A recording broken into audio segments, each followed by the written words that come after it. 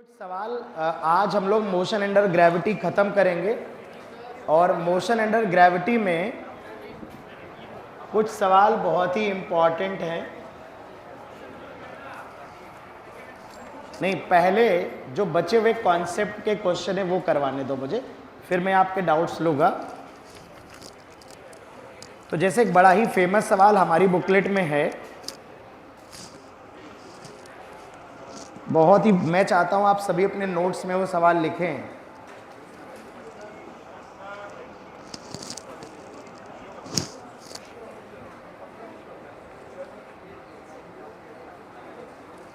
ये बहुत ही famous question है। एक्सरसाइज 2 का क्वेश्चन नंबर 26 है। Exercise 2 question number 26, page number 10। Question बेटा कॉपी में लिखें, with what speed,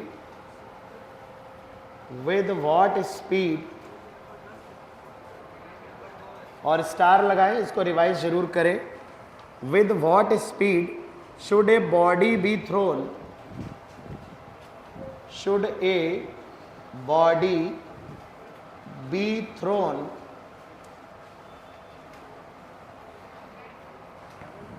with what speed should a body be thrown so that it traverse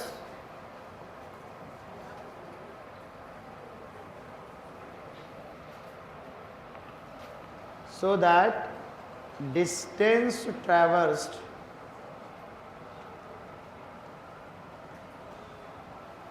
by it in 5th second and 6th second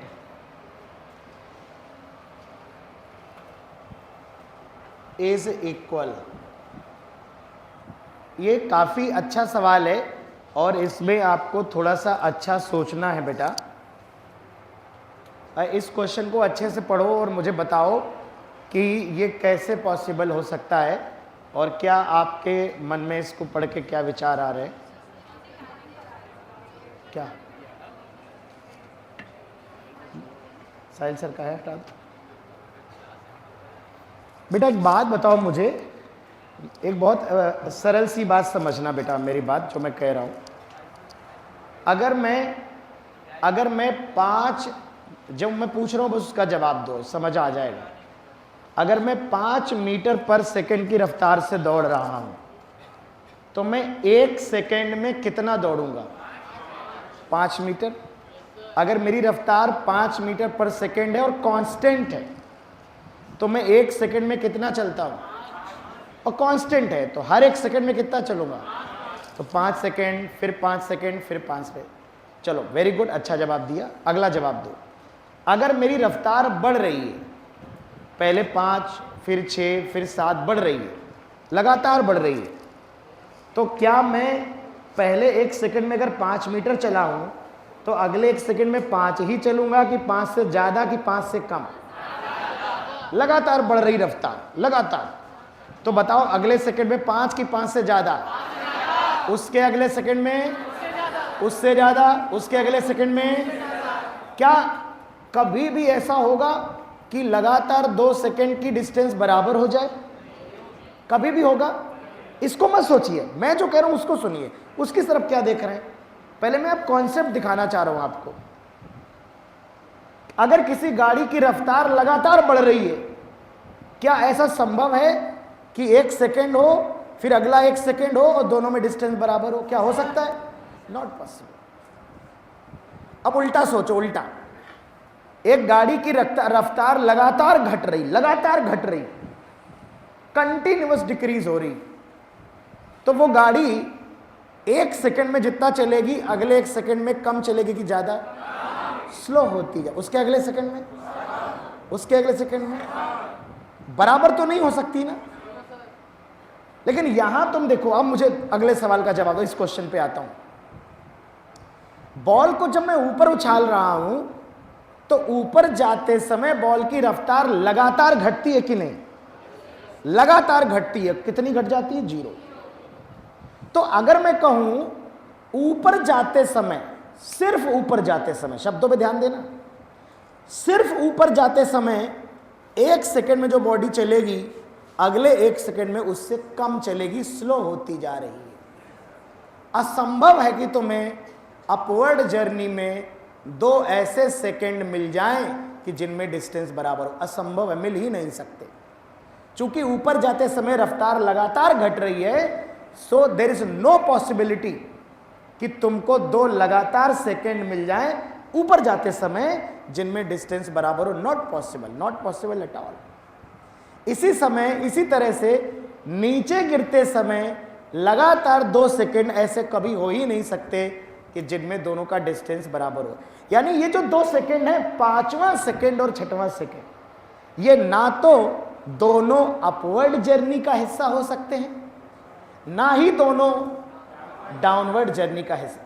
क्योंकि अगर दोनों downward journey का हिस्सा हुए तो छठे वाले का डिस्प्लेसमेंट 5वें से ज्यादा होगा, क्योंकि नीचे गिरते समय रफ्तार बढ़ रही है बॉडी की। और अगर दोनों अपवर्ड जर्नी का हिस्सा हुए तो छठे वाले का 5वें से कम होगा, क्योंकि ऊपर जाते समय रफ्तार कम हो रही है। इसका मतलब है एक अपवर्ड जर्नी का हिस्सा है, एक डाउनवर्ड जर्नी का हिस्सा। कैसे बराबर हो सकते हैं ये दोनों? एक ही तरीका है, ओनली वन तरीका। देखो, बॉल को ऊपर फेंका मैंने और बॉल नीचे आई। मैंने कहा ये सेकंड हो 5वां और लौटने वाला ये सेकंड हो 6वां। इसका मतलब ये हुआ ऊपर जाते समय आखिरी का 1 सेकंड 5वां होगा, आखिरी का 1 सेकंड। क्योंकि देखिए, जैसी जर्नी अपवर्ड वैसी जर्नी डाउनवर्ड। तो ये जब बॉल ऊपर जा रही होगी तो ऊपर जाते समय ये आखिरी का सेकंड ये 5वां होगा। 1 सेकंड में आखिरी में जितना ऊपर जाएगी, पहले सेकंड में उतना ही नीचे गिरेगी। क्योंकि मैं आपको पढ़ा चुका हूं, सिमेट्रिक होता है मोशन। जब ये ऊपर जा रही होगी तो जैसे मैं अगर आपसे कहूं कि यहां पर जो है t बराबर 5 सेकंड होना चाहिए यहां पर, तो ये 4 से 5 सेकंड ये 5वां हो जाएगा और 5 से 6 हो जाएगा। तो अगर ये 5वां सेकंड अपवर्ड जर्नी का आखिरी का 1 सेकंड हो और छठा सेकंड डाउनवर्ड जर्नी का पहला 1 सेकंड हो, तो दोनों के डिस्प्लेसमेंट क्या होंगे? सेम होने वाले। क्योंकि जितना समय आए उतने ही समय आए, जितना ये चढ़ के 0 होगी उतने ही गिरेगी। सिमेट्रिक है मोशन, बिल्कुल। बात समझ रहे हैं? जैसे कल मैं बता रहा था, कोई भी जैसे बॉडी मोशन कर रही है तो ऊपर जाते समय आखिरी के 2 सेकंड में बॉडी जितना चढ़ी होगी, गिरते समय 2 सेकंड में उतना ही नीचे गिर जाएगी। तो अपवर्ड जर्नी के आखिरी का टाइम उतना ही डाउनवर्ड जर्नी का शुरुआत का टाइम, दोनों का डिस्प्लेसमेंट हमेशा सेम होता है। इस पर एक सवाल भी है हमारे सामने। इसका सिर्फ तो इसका बेटा सिंपल मतलब, सिर्फ और सिर्फ मतलब यही है कि 5वां सेकंड जो है that must be the last second of upward journey and छठा सेकंड जो है that must be the first second of downward journey. तभी दोनों बराबर हो सकते हैं। अगर 5वां ये है और 6वां ये है तो दोनों बराबर नहीं हो सकते। अगर 5वां ये है और 6वां ये है तो भी दोनों कभी बराबर, क्योंकि नीचे गिरते समय रफ्तार बढ़ रही है, बराबर कैसे हो सकते? और ऊपर जाते समय रफ्तार घट रही है तो बराबर हो ही नहीं सकते। जैसा यहां से यहां जाने में करेगा उतना ही लौटने में। तो 5वां सेकंड में ऐसे गया, रेस्ट पे आ गया, छठे सेकंड में उतना ही वापस आ गया। क्या बात समझ में आ रही है? यानी इससे तुमको बस ये निर्णय लेना है कि हाईएस्ट पॉइंट पर वो 5 सेकंड बाद होगा। ये 5वां हो गया, 5 सेकंड आ गया, 4 से 5 होता है ना 5वां, और जब ये नीचे आएगा तो ये छठा सेकंड हो गया। यानी कि body at maximum height, body maximum height पे कब होगी? एट t बराबर, खत्म हो गया। सवाल में दम नहीं है, बस अब हमने लगा दिया v बराबर u माइनस जी टी, तो v को रख दिया 0, g को 9.8, टाइम 5 सेकंड रख दिया, 9 पन्ना 45, 8 5 40, 49 मीटर। जी 10 रख दोगे तो 50 आ जाएगा, 9.8 रख दोगे तो 49 आ जाएगा। तो ये वाली बात मैं चाहता हूं कि आप याद रखो, कभी भी ऐसा सवाल आए कि 5वें और छठे सेकंड की डिस्टेंस बराबर है तो 5वां सेकंड अपवर्ड जर्नी का आखिरी का 1 सेकंड होगा और छठा वाला डाउनवर्ड जर्नी का पहला 1 सेकंड होगा। तो जैसे मैं अगर आपसे कहूं तो 9वें सेकंड और 10वें सेकंड में डिस्टेंस बराबर है, यानी वो मैक्सिमम हाइट पे कितने टाइम बाद होगा? 9 सेकंड के बाद। अगर मैं कहूं 7वें और 8वें में बराबर है तो मैक्सिमम हाइट पे कितने टाइम बाद होगा? 7 सेकंड के बाद। बस सिंपल, v बराबर u माइनस जी टी लगाना और t की वैल्यू 7 रख के v 0 कर देना। ठीक है, क्वेश्चन को अच्छे से नोट्स में लिखो, नोट्स में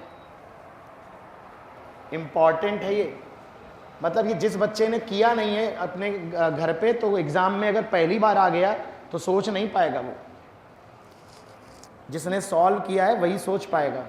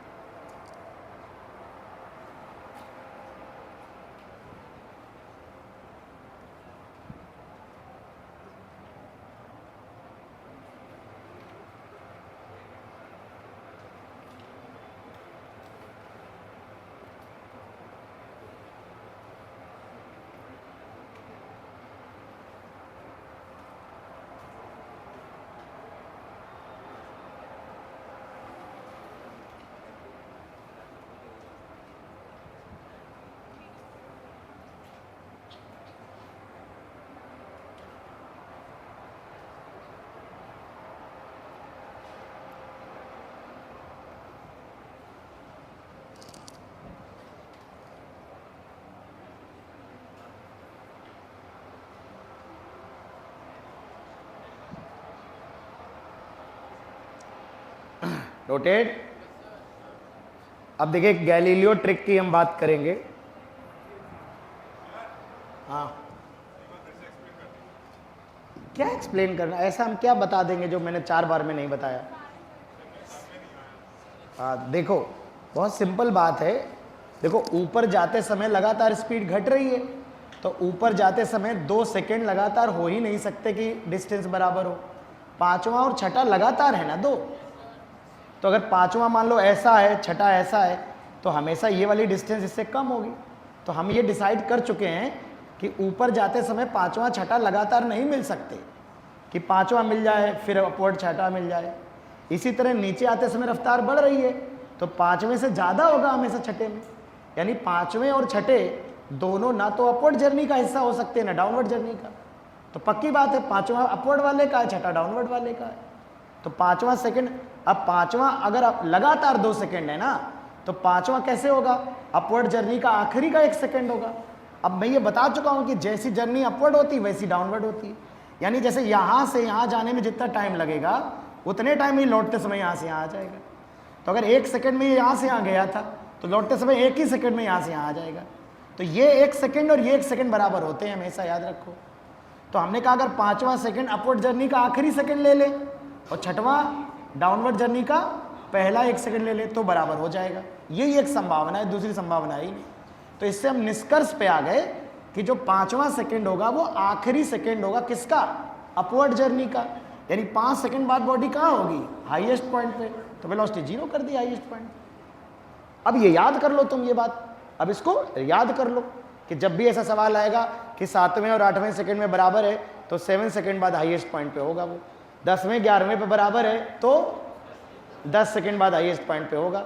15वें 16वें डिस्टेंस सेकंड में बराबर है, तो कितने सेकंड बाद होगा? 15 सेकंड बाद होगा। अब हम बात करेंगे गैलीलियो वैसे मैं बता चुका हूं, दोबारा से बता देता हूं। ग्रेविटी में हमने इसको अप्लाई नहीं किया है। Galileo law of odd number.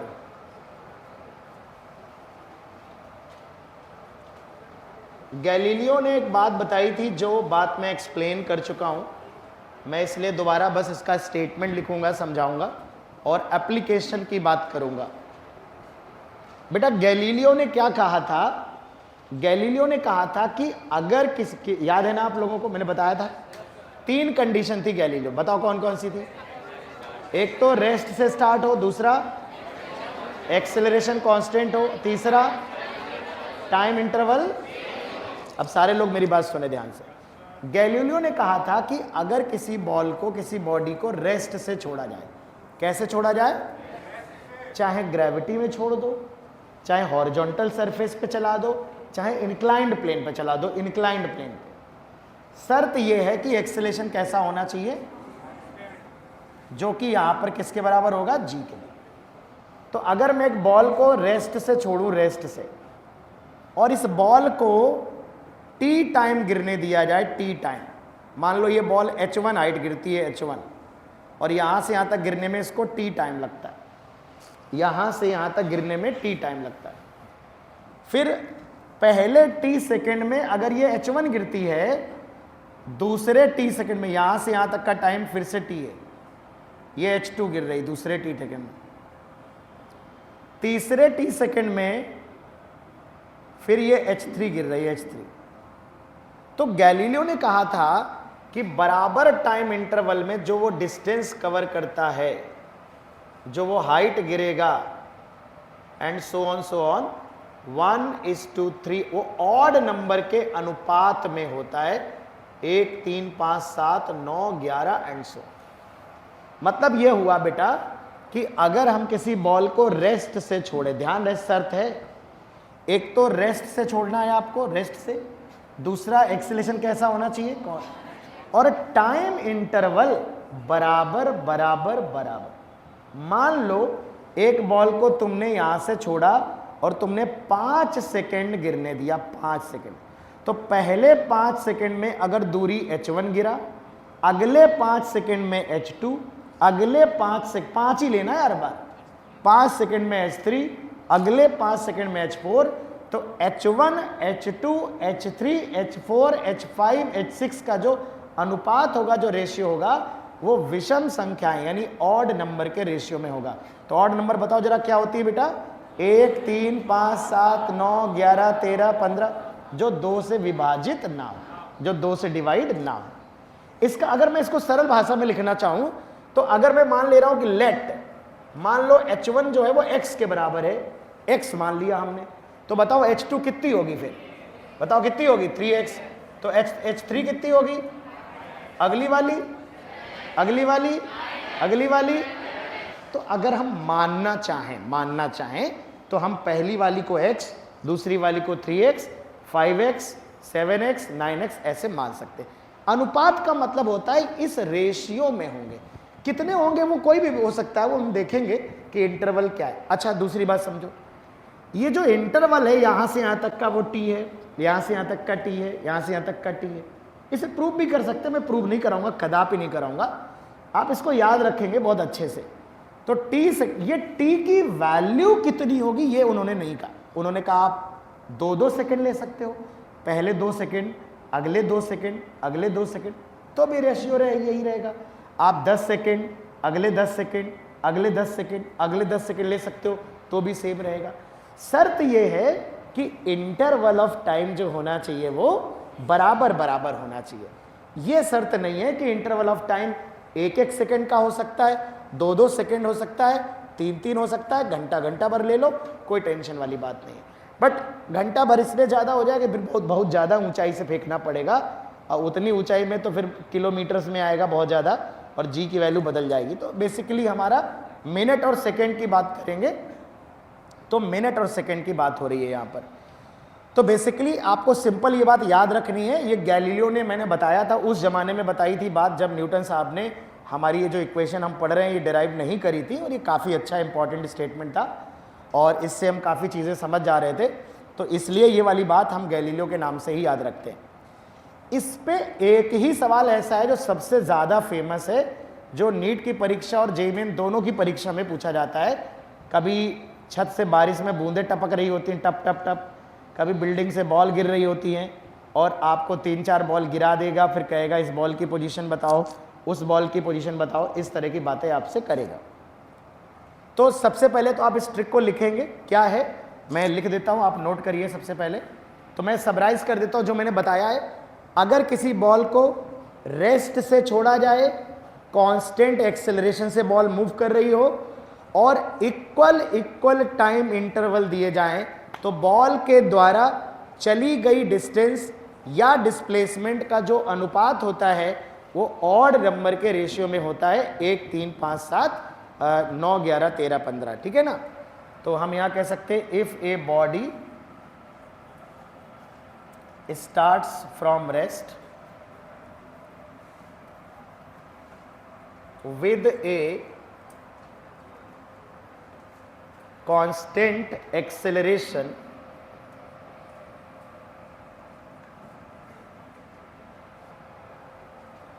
then distance या displacement covered by it in equals of time in consecutive equal intervals of time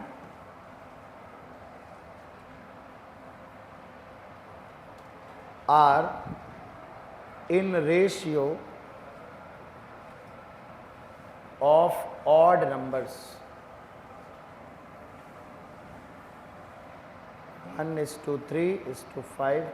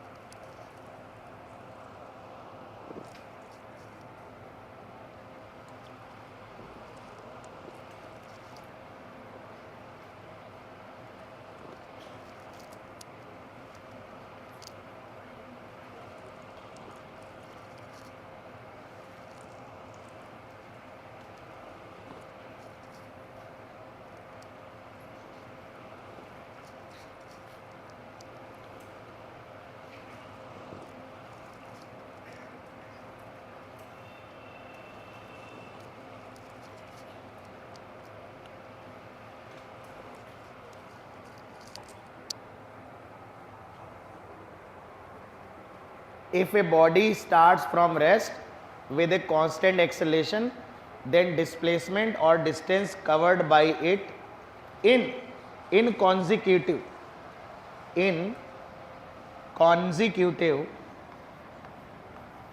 equal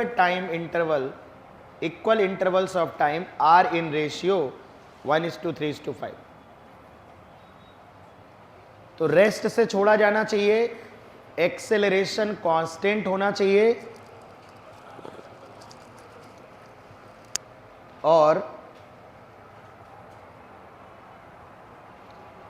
time interval बराबर होना चाहिए। बेटा ये टाइम का इंटरवल 1-1 सेकंड का भी हो सकता है, 5-5 सेकंड का भी हो सकता है, 2-2 सेकंड का भी हो सकता है। नीट में पिछले 4 सालों में 2 बार आ चुका है सवाल इसमें डायरेक्टली।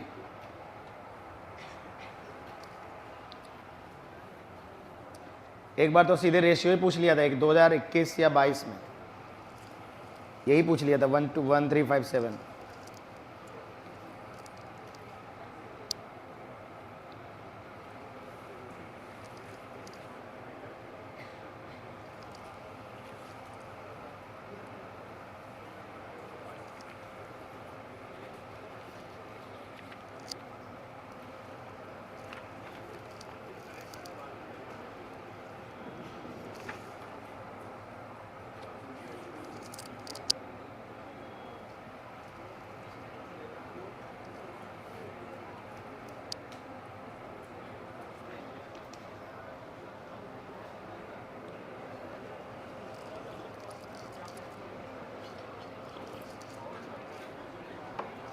देखो बेटा, एक इस पे इंपॉर्टेंट सवाल ये याद रखेंगे आप लोग कि जब भी किसी बॉल को रेस्ट से छोड़ेंगे तो बराबर बराबर समय में जो ये डिस्टेंस गिरेगी ये 1, 3, 5, 7, 9 के रेशियो में गिरेगी।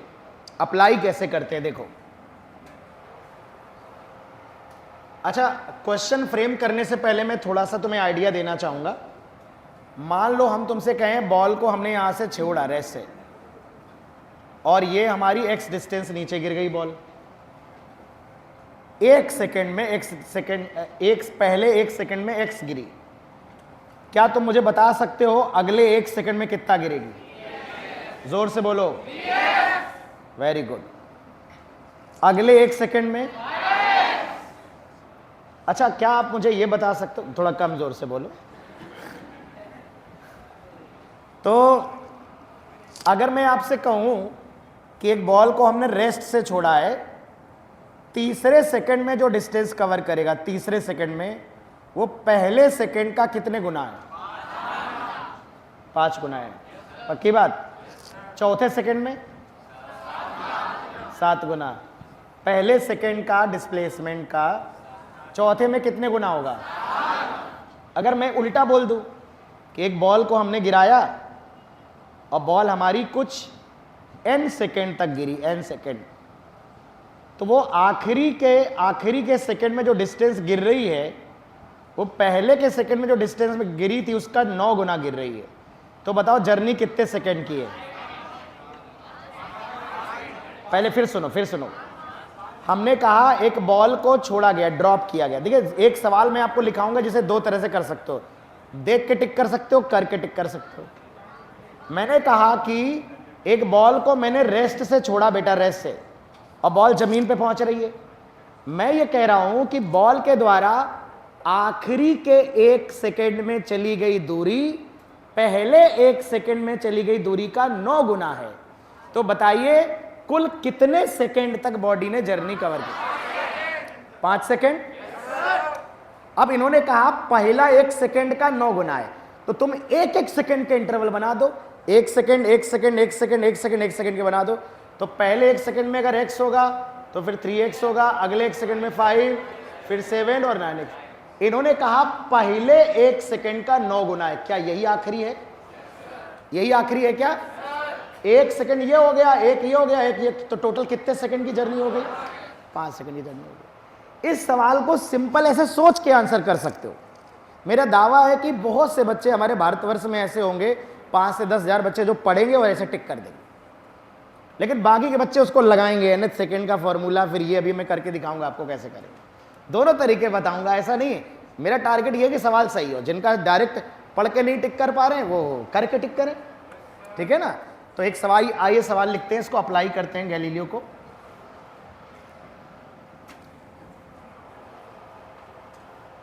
लिखो, ए बॉल इज रिलीज्ड, मेरे साथ लिखा करो, a ball is released from rest from a height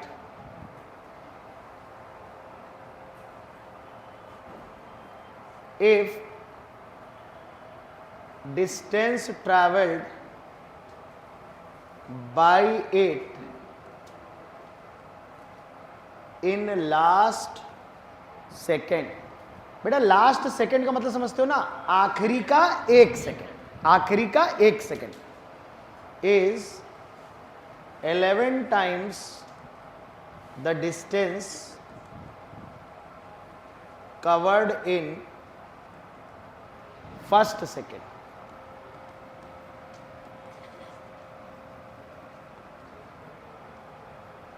Find out time of motion, time of free fall।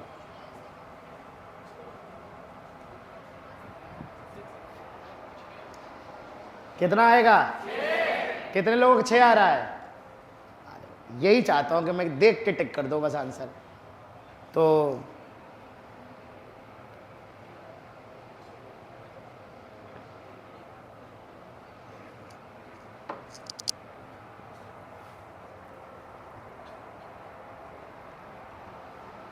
अब इन्होंने जैसे कहा कि कई बार बच्चे मुझसे ये कहते हैं कि सर आप ये कैसे डिसाइड करते हो कि आपको जो टाइम इंटरवल है वो 1-1 सेकंड का ही लेना है।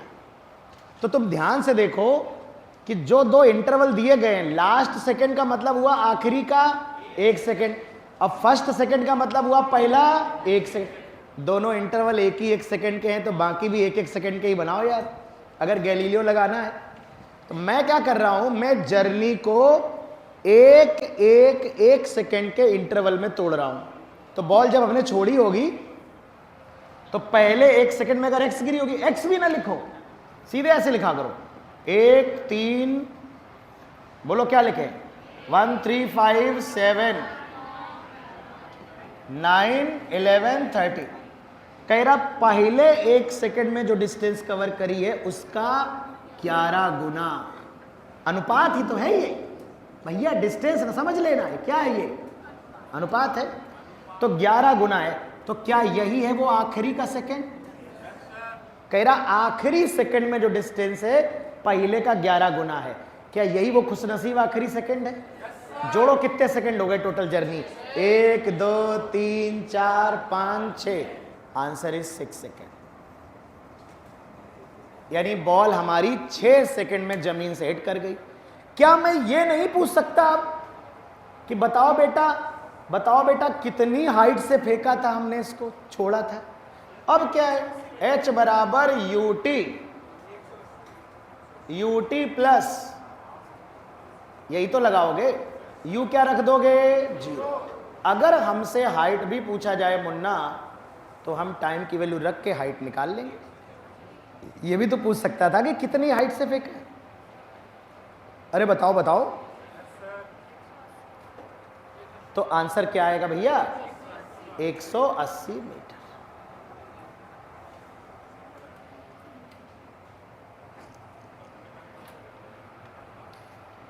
सर क्या हम दूसरे तरीके से लगा सकते हैं? क्या मैं आपको इसका दूसरा मेथड सिखाऊं? कि इसी से कर लोगे? सिखा देता हूं ना, नोट करो, सिखाता हूं बैकअप के लिए। आप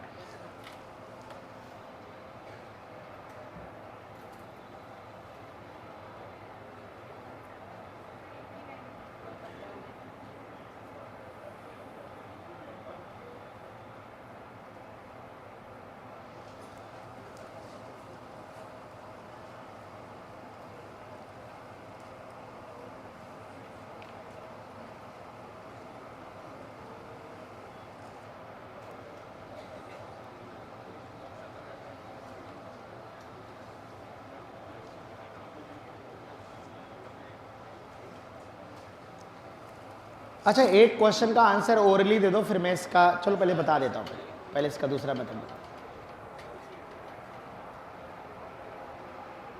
मुझे उम्मीद है आपने लिख लिया होगा। तो इसमें टाइम भी पूछ सकता है, हाइट भी पूछ सकता है।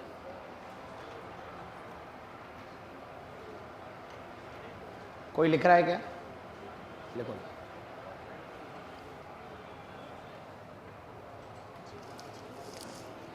दूसरा मेथड सजेस्ट करो।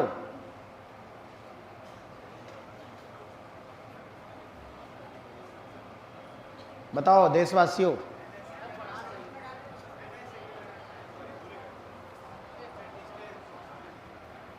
देखो इन्होंने कहा बेटा, इन्होंने कहा कि आखिरी के 1 सेकंड में चला गया डिस्प्लेसमेंट, पहले 1 सेकंड में चले गए डिस्प्लेसमेंट का 11 गुना है। आइए मैं सवाल करता हूं। मैं मान ले रहा हूं, माना कि टोटल टाइम मैंने मान लिया कि n सेकेंड का है। टोटल टाइम कितना है? n सेकेंड की जर्नी है। तो आखिरी सेकेंड कौन सा होगा? अगर 8 सेकेंड की जर्नी है तो आखिरी 8वां होगा। अगर n सेकेंड की जर्नी है तो आखिरी nवां होगा, nवां। तो अब पहला क्या होगा? फर्स्ट। तो nth सेकेंड जो होगा वो लास्ट होगा। फॉर्मूला क्या लगाते हैं बताओ? u प्लस a/2 2n-1 ही तो लगाते हैं। अब समझना, लास्ट सेकेंड जो होगा वो u0, a है g/2 2n-1, ये 11 गुना है पहले सेकंड का, पहले 1 सेकंड का, पहले 1 सेकंड का। तो फर्स्ट सेकंड अगर मुझे निकालना हो, फर्स्ट सेकंड चाहो तो यही रख दो, यही रख दो। इसमें n की वैल्यू क्या रख दोगे? 1। तो n की वैल्यू 1 रख दोगे तो पहला 1 सेकंड आ जाएगा, 2 रख दोगे तो दूसरा 1 सेकंड आ जाएगा, 10 रख दोगे तो 10वां सेकंड आ जाएगा, n रख दोगे तो nवां आ जाएगा। हमें ये नहीं पता है कि जर्नी कितने सेकंड की है, हमने मान लिया कि n सेकंड की है। तो आखिरी सेकंड हो गया nवां, तो nवें सेकंड का जो विस्थापन है वो पहले सेकंड के विस्थापन का 11 गुना है। तो 11 और पहले सेकंड का विस्थापन क्या है? u0 रख दो, a की वैल्यू g/2 रख दो और n की वैल्यू यहां क्या रख देंगे? 2, n की वैल्यू 1, पहला सेकंड -1। तो यहां से तुम देखो ये आएगा g/2 2n-1 और 2 गुणा 2 माइनस 1 g, 11 गुणा g/2, g/2 से g/2 पूरा कट गया, 2n-1 बराबर 11, 2n बराबर 12, तो n बराबर कितना गया? 6 सेकंड। इतना काम आपको करना पड़ेगा। तो 6 सेकंड की जर्नी आपकी टोटल है, 6 सेकंड की जर्नी। तो इसमें हमने कोई ट्रिक व्रिक नहीं लगाई, गैलीलियो साहब को किनारे कर दिया है, न्यूटन साहब से हमने कहा लाइए क्वेश्चन दीजिए, मैं कर लेता हूँ। दोनों में कोई कठिन तरीका नहीं है, फर्क इतना है कि इसमें करके आएगा, उसमें देख के आ जाएगा आंसर। मन में थोड़ा सा देखो कि 1 3 5 7 11, अच्छा इतने 6 सेकंड बाद आ रहा है, लो टिक करो।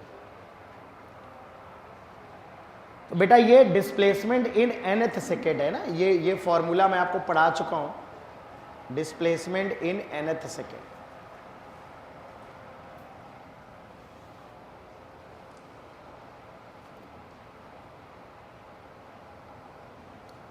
तो ये मेथड 2 है, मेथड 2।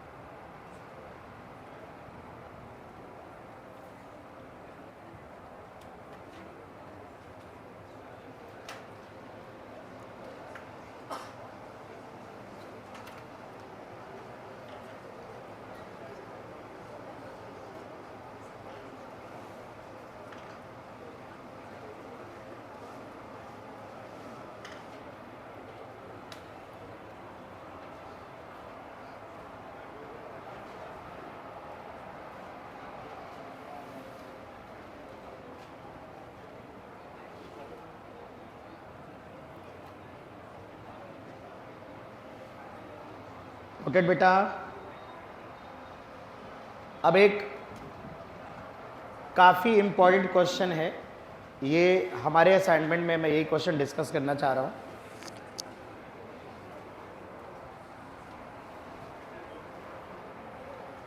दो सवाल हैं, 23 और 24 लगातार, एक बता दे रहा हूँ, पेज नंबर 10, क्वेश्चन नंबर 23। मैं चाहता हूँ अपनी कॉपी में सवाल लिखें आप, क्योंकि ये बहुत ही इंपॉर्टेंट कॉन्सेप्ट है और इस तरह के सवाल मैं देख रहा हूँ पिछले 2 साल से जेईई मेन में लगातार आ रहे हैं। और ये ऐसा सवाल है कि जो जेईई मेन से सीधे उठा के नीट के पेपर में डाल दिया जाएगा, एकदम कॉपी होने वाला सवाल है बेटा।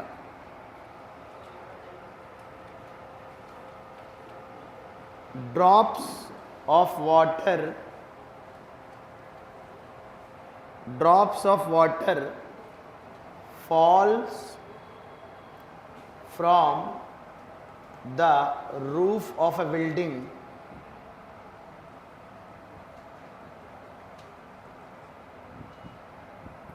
drops of water fall from roof of a building 18 meter high at regular interval of time. 18 meter high at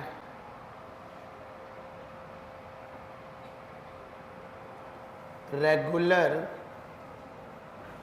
interval of time. When the first drop reaches the ground, when the first drop reaches the ground,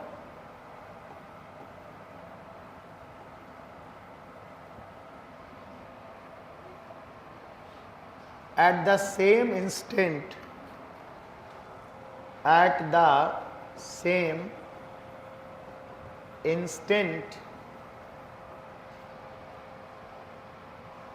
fourth drop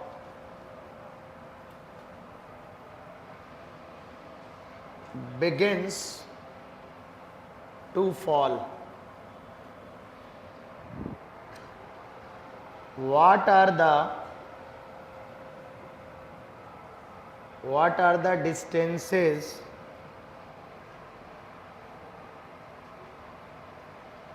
of second and third drop? ये drop की जगह ball भी हो सकती है. From the roof,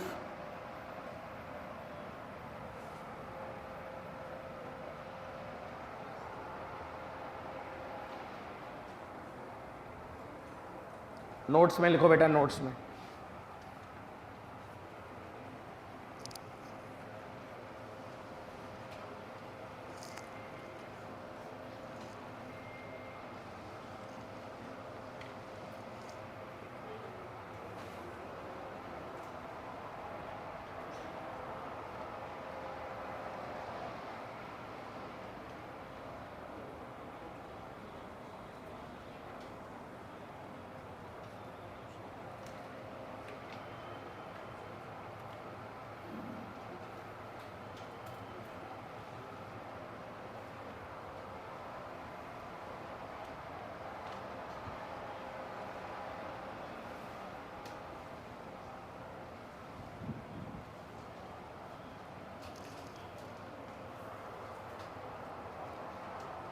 बेटा इसमें ये कह रहा है छत है वो टपक रही छत, और वो छत जो है वो 18 मीटर ऊंची छत है, 18 मीटर.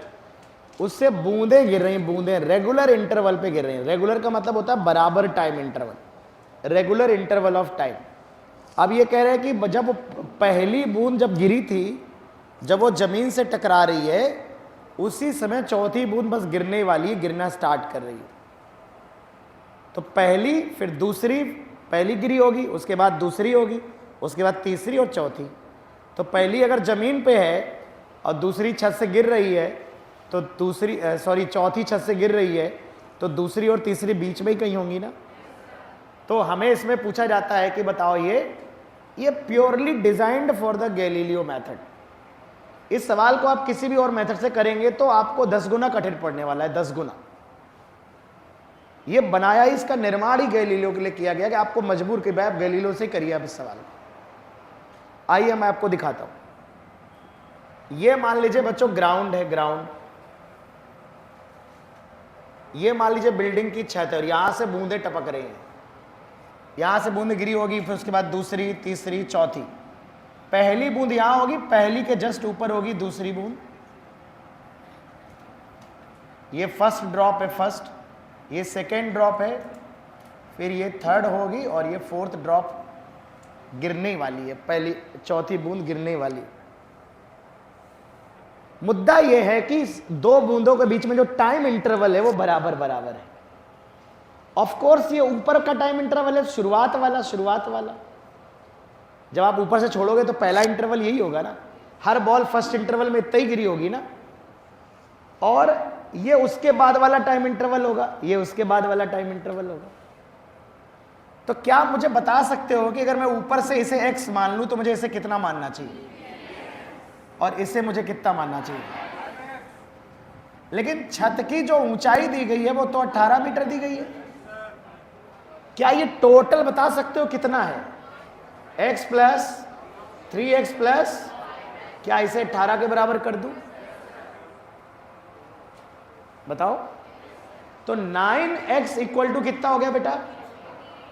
x की वैल्यू, इसका मतलब x बराबर 2 है।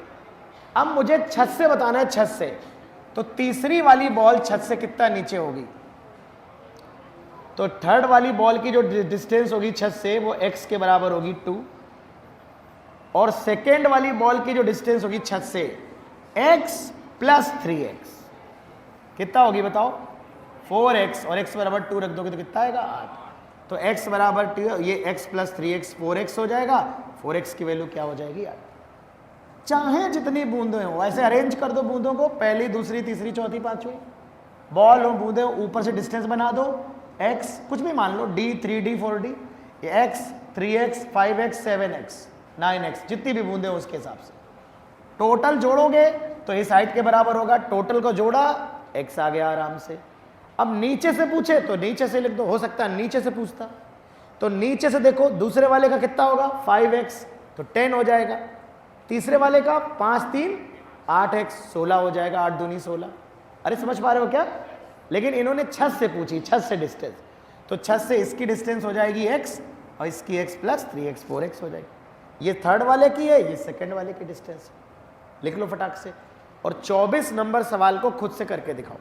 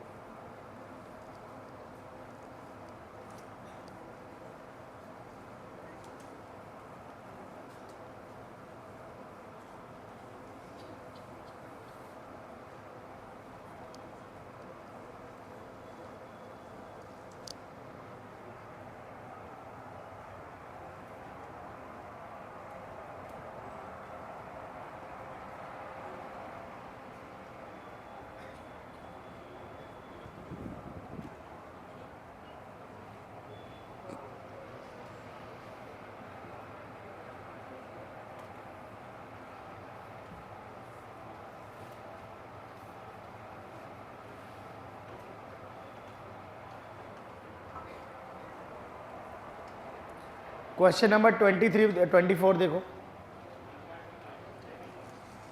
इसमें कह रहा है the water drops fall at regular interval from a tap 5 metre height above the ground.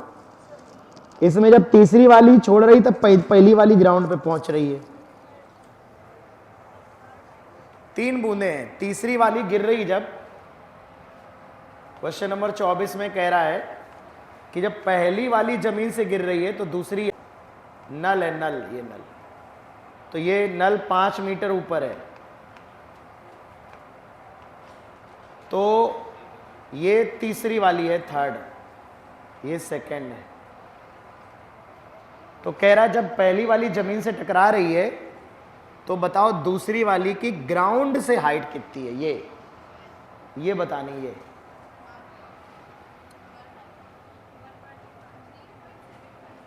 क्या आप बता सकते हो?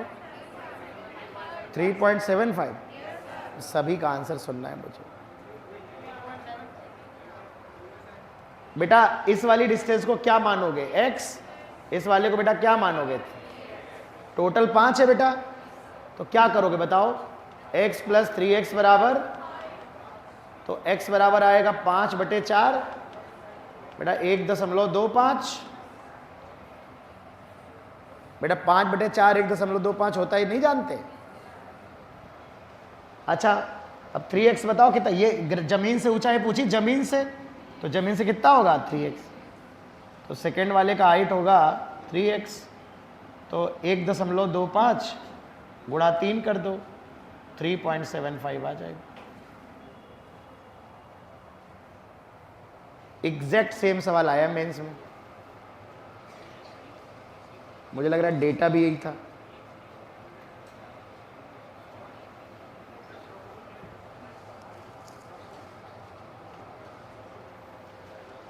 सेकेंडों में कर दोगे, सेकेंडों में कि मिनटों लगाओगे? सेकेंडों में करना है सवाल।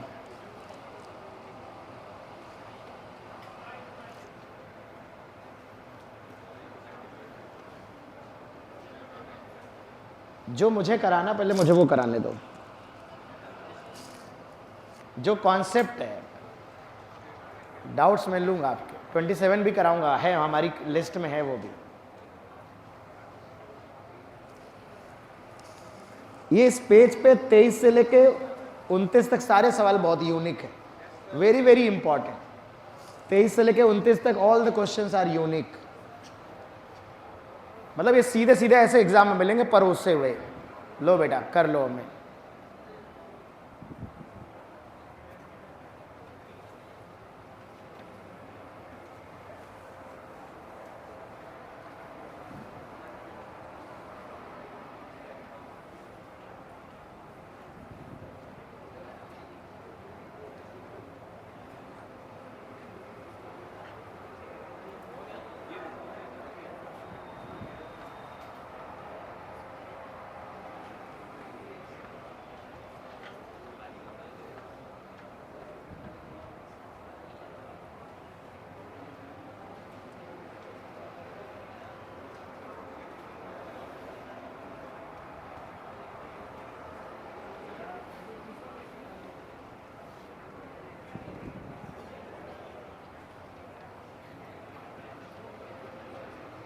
डन।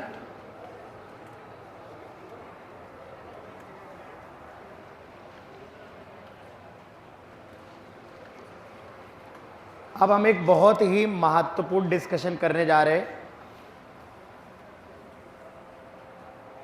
जिस पे 2 सवाल आपसे पूछे जाते हैं। दोनों सवाल हमारे सामने दिख रहे हैं मुझे। वैसे जब नीट में इसका सवाल आता है तो थ्योरेटिकल आता है, कैलकुलेशन बेस्ड नहीं आता, लेकिन थ्योरेटिकल सवाल का आंसर भी कैलकुलेशन से ही निकलता है। तो मैं मजबूर हूँ कैलकुलेशन करवाने के लिए। वैसे तो चाहो मैं दोनों के आंसर बता के तुम्हें रटा सकता हूँ, लेकिन वो आदत नहीं है हमारी। तो हम एनालिसिस करेंगे। तो प्रोजेक्शन ऑफ बॉल, हेडिंग लगाओ, projection of ball in presence of air resistance. बेटा अभी तक हम लोग ये मानते थे कि हवा का कोई फोर्स लग नहीं रहा है। अब हवा कह रही हमको हल्के में लियो। हमने बड़े बड़े तूफान लाए, सुनामी लाए, हम हवा हैं, हमें हल्के में मत लो। तुमने तो नेग्लेक्ट कर दिया हमें। बताओ, तुम नीट की तैयारी का कर रहे हो कि एयर को ही निगलेक्ट कर दिया है? तो एयर के ड्रैग को अगर कंसीडर किया जाए तो 2 सवाल पूछे जाते हैं। 2 सवाल, दोनों के आंसर बताए देता हूं मैं आपको।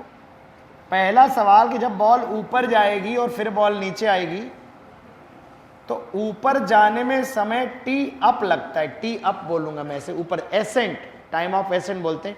T1 कह लो, T2 कह लो, व्हाटएवर। नीचे जाने में समय टी डाउन लगता है। अच्छा, मैं टी अप टी डाउन इसलिए भी लिखता हूं ताकि याद रखने में सहूलियत हो, शब्दों सेंटेंस बहुत ज़्यादा ना लिखने पड़े, तो सिंबल से अपना कम शब्दों से काम चला लेते हैं। आपको याद होगा कि जब हमने एयर को इग्नोर मार दिया था तो जितना टाइम ऊपर जाने में लगता था उतना ही टाइम नीचे आने में लगता था। याद है किसी को? अरे याद है क्या? नहीं याद है? कितना लगता था वो टाइम, याद है तुम्हें? अगर यू स्पीड से बॉल को उछालते थे, यू स्पीड से बॉल को उछालते थे तो ऊपर जाने में जो समय लगता था T1, यहां V क्या होता था? 0। ये मैक्सिमम हाइट भी हुआ करती थी कुछ। मैं एक बार याद दिलाना चाहूंगा आपको। क्या ये मैक्सिमम हाइट तुमको याद है? बोलो गधो। H क्या है यहां पे? कितनी हाइट तक ऊपर गया, और टाइम कितना लगता था t1, v बराबर u minus G T. v की वैल्यू क्या रख देंगे 0, तो t1 की वैल्यू क्या आती थी u बाई। लेकिन ना नहीं कोई भी, ये सब पुराना पढ़ा चुका हूं मैं। और जिन बच्चों को छूट गया है, जिनकी पहली क्लास है, उन्हें क्या करना है, क्लास के बाद मुझसे मिलना, ठीक। मैं समझ रहा हूं कि उनको दर्द हो रहा होगा। अब फिजिक्स जैसा विषय, फिजिक्स मास्टर क्या करे बताओ, फिर से पहली क्लास से शुरू कर दे, आओ बेटा 1D 2D, ये नहीं हो सकता ना। तो इसके लिए क्या करना चाहिए, जिस दिन फिजिक्स क्लास स्टार्ट हो, जिसको जिसको पढ़ना उसी दिन आ जाओ, अगले दिन से कोई नहीं आएगा, खत्म, फिजिक्स का सारा दर्द समाप्त। पहले दिन से क्लास में बैठो और रोज क्लास आओ, दर्द ज्यादा नहीं होगा। अब फिजिक्स है और तुम बायो के बच्चे हो, तो थोड़ा थोड़ा तो होगा ना। देखो, अगर असली फिजिक्स नीट की पढ़ाई जाएगी तो दर्द होगा, मूर्ख बना दे तुम्हें तो दर्द नहीं होगा। दर्द नहीं होगा, वो वाली दवाई लगा देंगे जो दर्द ना दे, लेकिन तुम्हारे इलाज नहीं होगा सही से। मतलब हम वही पढ़ाएंगे जो समझ में आए, वो सवालवा ही नहीं करवाएंगे जो कठिन लगे, समझे कि नहीं। ये भी तो स्टाइल होती है कि वो नजरों से ही ना गुजारो जो कठिन लग जाए। कराओ ही क्यों वो सवाल जो कठिन लगे, वही कराओ जो सरल सरल लगे। तुम भी खुश, हम भी खुश, तुम्हें भी लगेगा वाह क्या क्या सर कितना बढ़िया पढ़ाते, जो पढ़ाते सब समझ में आ जाता है। दवाई खा रहे, मीठी मीठी दवाई खा रहे, 2 महीने बाद पता चला किडनी गायब है। अब नीट की परीक्षा में बैठे, बोले पढ़ाया तो बहुत अच्छा था, लेकिन जो परीक्षा में आया वैसा कुछ नहीं पढ़ाया। फिर 0 से चालू करो। तो भैया चैलेंज लेते रहो, कठिन चीज़ें सरल भी होती है, कठिन भी होती है, डिपेंड करता है आप कितनी मेहनत कर रहे हो। वो सब पढ़ो जो एग्जाम में आता है, चाहे सरल लगे चाहे कठिन लगे। हाँ, जो एग्जाम में नहीं आएगा वो नहीं पढ़ाऊंगा, उसकी टेंशन न लो।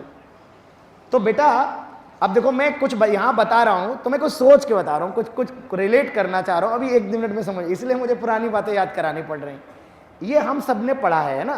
तो नए बच्चे मुझसे क्लास के बाद मिलके जाएंगे, जिनकी भी पहली क्लास है, दूसरी, मैं उनको स्ट्रेटजी बताऊंगा क्या करना है, और टेंशन नहीं लेना है सब, बस रेगुलर क्लास आते रहो, धीरे धीरे सब मामला ओके हो जाएगा। बेटा अगर मैं इस टाइम की वैल्यू को h के टर्म में लिखना चाहूँ, h, मुझे बताओ यहां से मैं u क्या लिख सकता हूं, u स्क्वायर बराबर क्या लिख सकता हूं 2gh, और u बराबर क्या लिख सकता हूं, ये सब कुछ लिखना नहीं, मैं तुम्हें बस दिखा रहा हूं। तो मैं इस टाइम को u के पदों में ना लिख के h के पदों में लिखना चाह रहा हूं, h के पदों में। तो u की वैल्यू लिख दे रहा हूं √2gh बटे g को अंदर ले गया तो अंदर आ जाएगा 2gh बटे g स्क्वायर, एक g से g चला गया, क्या √2h/g होगा। इसका मतलब ऊपर जाने में जो समय लगता है ना, समय, वो √2h/g लगता है। h क्या है, मैक्सिमम हाइट। इसका मतलब एक बॉल अगर h ऊंचाई तक ऊपर चढ़ रही है और g ग्रेविटी है, g, तो ग्रेविटी अगर g है, नीचे एक्सेलरेशन g है, तो इतने समय में वो ऊपर पहुंचेगा। u/g तो दुनिया जानती है। h के टर्म में मैं क्यों कह रहा हूं, मैं बताऊंगा क्यों कह रहा हूं। इसलिए कह रहा हूं कि जब हम एयर रेजिस्टेंस में कंपैरिजन करेंगे बच्चों अभी, तो जितना बॉल ऊपर जाएगी उतना ही तो नीचे आएगी। समय भले ही अलग अलग हो, लेकिन अगर तुमने बॉल को हवा में उछाला और बॉल 50 मीटर ऊपर तक गई तो गिरेगी कितना, अरे जितना चढ़ी उतना ही तो गिरेगी। यानी ऊपर जाते समय जो डिस्प्लेसमेंट होगा, उसका जो मैग्नीट्यूड होगा, नीचे आते समय दोनों में कॉमन क्या होगा, h कॉमन होगा। इसलिए मैं सारे फॉर्मूलों को, जो टाइम का फॉर्मूला है उसके h के पदों में लिख रहा हूं, उसको h के टर्म में लिख रहा हूं, ताकि आपको तुलना करते समय h से h काट दो। ऊपर जाने वाली h और नीचे गिरने वाली h बराबर होगी। टाइम अलग अलग होगा पर h बराबर होगी। इसलिए मैं u/g की जगह आपको यह एहसास दिलाना चाह रहा हूं कि ऊपर जाने में जो समय लगा है उसे √2h/g भी लिखा जा सकता है, जहां पर h हमारी क्या है, मैक्सिमम हाइट। ये तुम्हें डिराइव नहीं करना है, मैं लिखवा चुका हूं, क्लास में डिराइव करा चुका हूं। मैं बस चाहता हूं कि आपको याद होना चाहिए भैया, याद होना चाहिए। तो मैं बस इतना जानना चाह रहा हूं, मैं आपको बस इतना बताना चाह रहा हूं कि जब आपने बॉल को u स्पीड से फेंका था और बॉल h हाइट गया था, मैं आपको यहां बैक में बता दे रहा हूं, ऊपर जाते समय T1 था, नीचे आते समय T2 था और ये हाइट h थी। तो ऊपर जाने का समय और नीचे आने का समय दोनों बराबर थे। कितने थे? √2h/g। दोनों समय बराबर थे। जितना टाइम ऊपर जाने में लगता था उतना ही टाइम नीचे आने में लगता था। ऊपर जाने में भी √2h/g टाइम लगता था और ड्रॉप होने पे तो इतना लगता ही। तो तुम रटे हुए हो कि h हाइट से अगर किसी बॉल को ड्रॉप किया जाए तो जमीन पे कितनी देर बाद पहुंचेगा? √2h/g टाइम के बाद पहुंचेगा। लेकिन हवा के फोर्स में ऐसा क्या है, बहुत ध्यान समझना, बहुत ध्यान से बेटा। हवा, अब मुद्दे पे आता हूं, मेन टॉपिक पे आता हूं, क्योंकि इसकी मुझे जरूरत है, इसलिए मैंने ये साइड से लिखा है। एयर का फोर्स जो होता है इसे एयर ड्रैग कहते हैं, रेजिस्टेंस कहते हैं, प्रतिरोधी बल। विरोध करता है, आपको प्रतिरोध ऑफर करता है। जब आप चलते हो, जैसे हवा एकदम शांत है और आप स्कूटर चला रहे हो, तो हवा का फोर्स आप पे अपोजिट डायरेक्शन में लगता है, आपके मोशन का विरोध करता है। तो सोचो अगर एकदम हवा शांत हो, तूफान ना चल रहा हो, एकदम स्टिल एयर हो और आप ऐसे ऊपर की तरफ उड़ रहे हो, तो हवा का फोर्स आप पे किस डायरेक्शन में लगेगा? नीचे। अरे स्कूटर तो चलाया होगा ना, साइकिल तो चलाई है ना, जोर से जब साइकिल चलाते हो तो हवा क्या लगती? सामने से लगती क्या? अगर आप राइट डायरेक्शन में जा रहे हो तो हवा का फोर्स लेफ्ट वेलोसिटी के अपोजिट में लगता है, आपके मोशन का विरोध करता है। It's like friction type force, air resistance, air drag बोलते हैं इसको। अगर बॉल ऊपर जा रही है तो हवा का फोर्स नीचे लगेगा, और एक अगर बॉल नीचे आ रही तो हवा का फोर्स, बहुत ध्यान समझना। तो मैं ये आपको दिखाना चाहता हूं कि जब बॉल ऊपर जा रही होगी तो बॉल पर दो फोर्स लगेंगे नीचे की तरफ, बल। अब मैं फोर्स की बात कर रहा हूं, थोड़ा ध्यान समझना। एक तो फोर्स लगेगा ग्रेविटी का, गुरुत्वाकर्षण का, mg लगेगा, और एक फोर्स लगेगा, चूंकि बॉल ऊपर जा रही है इसलिए एयर का फोर्स भी नीचे की तरफ लगेगा, हवा का फोर्स भी नीचे की तरफ लगेगा। तो नीचे की तरफ कितने फोर्स लगेंगे? दो, एक mg लगेगा और एक F लगेगा।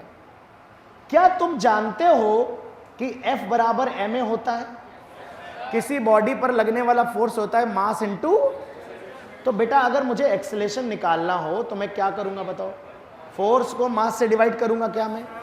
अब मैंने ये कहा बेटा बताओ, जब बॉल ऊपर जा रही होगी तो इस बॉल का एक्सेलरेशन a1 कितना होगा? कितने एक्सेलरेशन से बॉल ऊपर जाएगी, मतलब रिटार्डेशन जो होगा वो कितना होगा? ऑफ कोर्स g के बराबर तो नहीं होगा। g के बराबर तो तब होता है जब केवल कौन लगता है? mg। बेटा हवा का फोर्स भी नीचे लगेगा, mg भी लगेगा, हवा भी नीचे। हवा का फोर्स नीचे क्यों लग रहा है?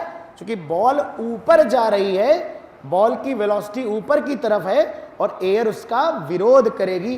तो जब बॉल ऊपर जाएगी तो एयर फोर्स नीचे लगाएगी, और जब बॉल नीचे जाएगी तो एयर का फोर्स हमेशा वेलोसिटी के अपोजिट लगाएंगे। स्कूटर अगर इधर चला रहे हो तो हवा ऐसे अपोज करेगी, ऐसे चलाने लगोगे तो सामने से ऐसे लगेगी। बेटा अब मुझे बताओ बॉल पे कितने फोर्स लग रहे हैं?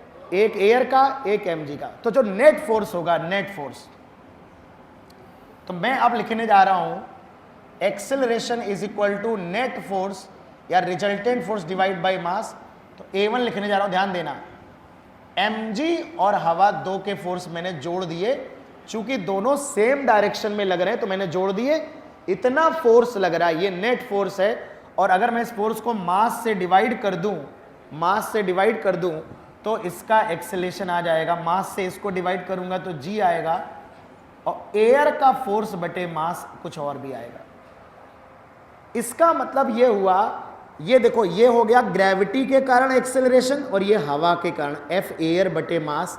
अगर मैं इसे बेटा a मान लूं, g प्लस a, ऐसे रफली माने ले रहा हूं, तो a है हवा के कारण रिटार्डेशन कितना है, और g है ग्रेविटी के कारण।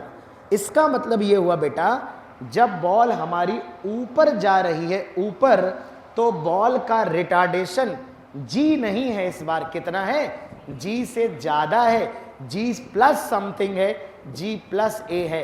अगर ये कहे कि हवा के कारण इतना है तो हम a मानेंगे, अदरवाइज हमें सिर्फ थ्योरेटिकल सवाल आएगा न्यूमेरिकल नीट में नहीं आता, अदर एग्जाम्स में न्यूमेरिकल आता है, लेकिन तुम्हें एक्सप्लेनेशन वहीं से मिलेगा। या तो सीधे आंसर सुन लो आगे बढ़ो, लेकिन एक्सप्लेनेशन चाहिए तो आपको पूरा ध्यान, पूरी बातें सुननी पड़ेंगी। तो a1 की वैल्यू जो आएगी वो g प्लस ए है। इसका मतलब बेटा अब जब बॉल ऊपर जाएगी जाएगी जाएगी और इसकी वेलोसिटी 0 होगी, तो ऊपर जाने में जो समय लगेगा उसको वो g प्लस ए के रिटार्डेशन से आएगा। यानी जहां पर तुम g लिख दिया करते थे g, वहां क्या लिखना पड़ेगा, g प्लस ए लिखना पड़ेगा। उदाहरण के तौर पर जैसे मैं कहूं v बराबर u माइनस जी टी, तो अब g की जगह यहां क्या लिखना पड़ेगा, g प्लस ए लिखना पड़ेगा। और जब तुम इस वेलोसिटी को 0 करोगे तो टाइम की वैल्यू क्या आएगी, u बटे, जहां तुम u बटे g आता था वहां कितना आएगा, u बटे g प्लस ए। लेकिन आपको मैं जो सीधे बताऊंगा वही याद रखना।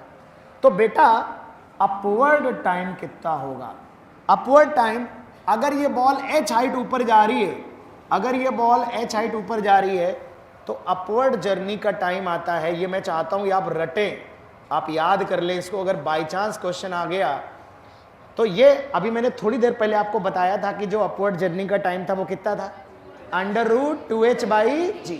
h क्या थी, मैक्सिमम हाइट। क्या g के स्थान पर ही तो एक्सेलेरेशन ही तो चेंज हो गया है, बस g के स्थान पर क्या हो जाएगा, g प्लस ए हो जाएगा। यानी ऊपर जाने में जो समय लगेगा वो √2h अपॉन g प्लस ए लगेगा। नीचे आने में जो समय लगेगा, अगर मैं डाउनवर्ड जर्नी की बात करूं, अब एक बात मुझे बताओ, जितनी बॉडी जितना ऊपर गई है क्या उतने ही नीचे आएगी कि ज्यादा नीचे आना पड़ेगा? इसका मतलब ऊपर जाते समय और नीचे आते समय क्या सेम, क्या है, हाइट सेम है। सेम क्या है, इसीलिए मैंने h के टर्म में आंसर लिखा है, इसीलिए मैंने, ताकि जब मैं डिवाइड करूं, अगर मुझसे कोई अनुपात पूछ ले, रेशियो पूछ ले, तो h से h कट जाए। बात समझ रहे, u के टर्म में क्यों आंसर नहीं लिखा, h के टर्म में इसलिए लिखा है क्योंकि जो डिस्टेंस होगी, जितना हाइट वो ऊपर जाएगी उतना ही हाइट उसको नीचे आना है। अब देखो काम क्या हो रहा है, जब बॉल नीचे गिर रही है, बहुत अच्छा केस है बेटा, ध्यान देना, जब बॉल नीचे गिर रही है, जब इसकी वेलोसिटी नीचे की तरफ है बेटा, ग्रेविटी तो हमेशा नीचे लगती है, लेकिन हवा का फोर्स कैसा लगने लगेगा, ऊपर। क्योंकि जो हवा है, जो एयर है, वो मोशन का अपोज करती है, मोशन का विरोध करती है।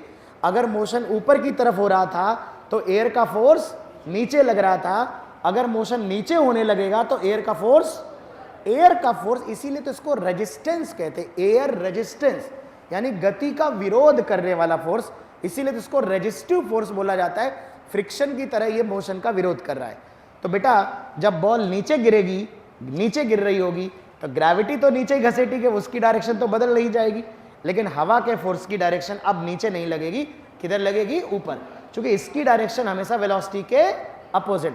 अब मुझे बताओ, दोनों फोर्स अपोजिट डायरेक्शन में है, तो इनको जब रिजल्टेंट लिखेंगे तो घटाएंगे कि जोड़ेंगे, अपोजिट डायरेक्शन में तो घटा देंगे।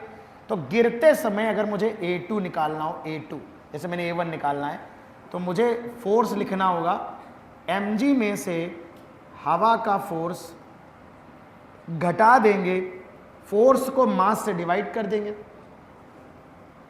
ये आएगा mg में से m डिवाइड किया, mg में से m, g माइनस एयर का फोर्स डिवाइड बाई मास, ये आ गया g minus f air by m। मतलब ये जो a मैंने माना है, ये किसकी वजह से माना है, एयर की वजह से। a है एक्सेलेरेशन ड्यू टू एयर, ये है ड्यू टू एयर, ठीक है। अब तुम ये बात ध्यान से देखो, ऊपर जाते समय रिटार्डेशन कितना था, g प्लस, नीचे आते समय एक्सेलरेशन कितना है, g माइनस। क्या एक्सेलरेशन घट गया?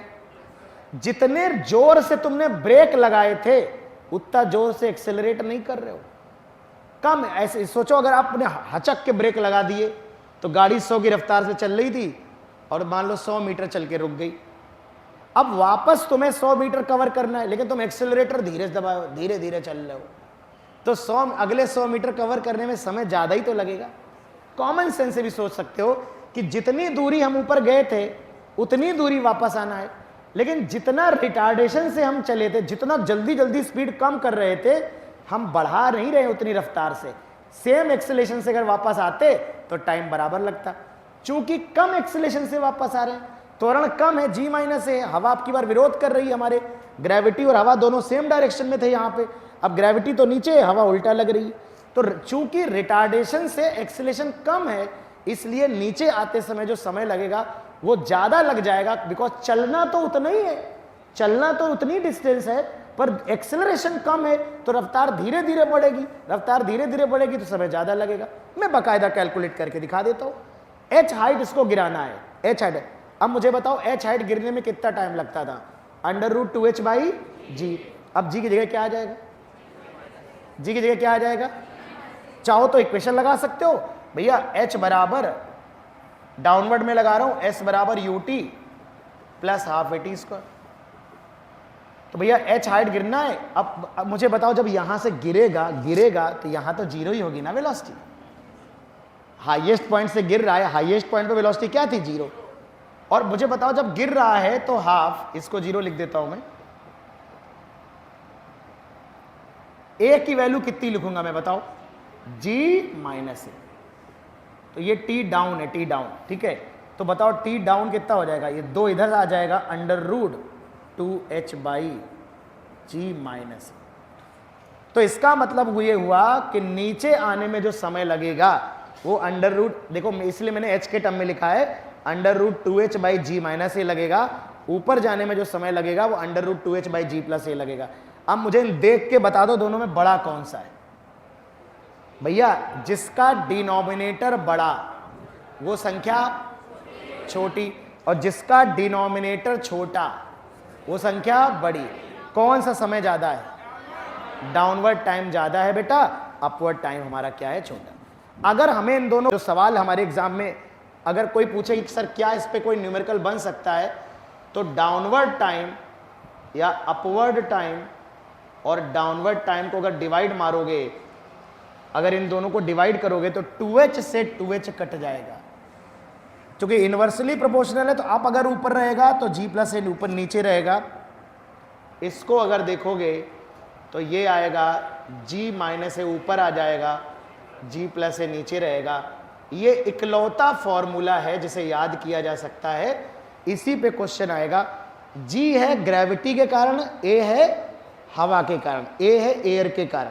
एयर के कारण कितना एक्सेलरेशन आ रहा है? एयर के कारण a है, ग्रेविटी के कारण g है।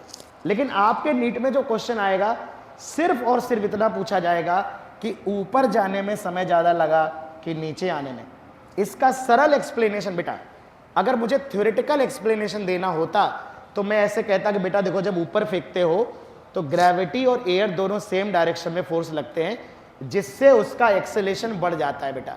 तो रिटार्डेशन बेटा बढ़ जाता है, रिटार्डेशन अधिक होता है। तो जब रिटार्डेशन ज्यादा होगा, जोर से ब्रेक लगाओगे तो गाड़ी जल्दी रुक जाएगी। लेकिन जितनी डिस्टेंस चल के बॉडी रुकेगी उतना ही डिस्टेंस चूंकि उसे वापस आना है, लेकिन वापस आते समय mg तो नीचे लग रहा है, पर हवा ने विरोध ऊपर की तरफ फोर्स लगाना स्टार्ट कर दिया। तो नीचे आते समय एक्सेलरेशन उतना नहीं है जितना ऊपर जाते समय रिटार्डेशन था। चूंकि नीचे आते समय बेटा एक्सेलरेशन कम है, लेकिन डिस्टेंस उतनी कवर करनी है, बराबर दूरी चलनी है, पर एक्सेलरेटर धीरे धीरे दबाना है। इसका मतलब हुआ हमें समय ज्यादा लगेगा। This is the theoretical explanation. लेकिन ये समझ कैसे पाओगे कि एक्सेलरेशन ज्यादा है कम है? जब तक मैं इक्वेशन बना के नहीं दिखाऊंगा आपको, तब तक आपको कोई फील आने वाला नहीं। तो आंसर क्या है? आंसर है कि नीचे आने का समय ऊपर जाने के समय से क्या होता है? ज्यादा। हाँ, एक क्वेश्चन और है कि जब बॉल जमीन पे हिट करेगी तो जितनी स्पीड से फेंका था उतनी स्पीड से भी हिट नहीं करेगी। नीचे आते समय डिस्टेंस उतनी है और एक्सेलरेशन चूंकि कम है, तो नीचे आते समय स्पीड भी कम होती है उसकी। इसका मतलब बेटा पहले हम लोग इसे u स्पीड से उछालते थे, और अगर एयर ना हो तो कितनी स्पीड से टकराता था? u से ही टकराता था। अब u से उछालेंगे कम स्पीड से टकराएगा। मतलब अगर हमने u स्पीड से उछाला है तो जितनी स्पीड से जमीन पे वापस आएगा वो थोड़ी सी कम होगी स्पीड, उतनी स्पीड से नहीं आएगा।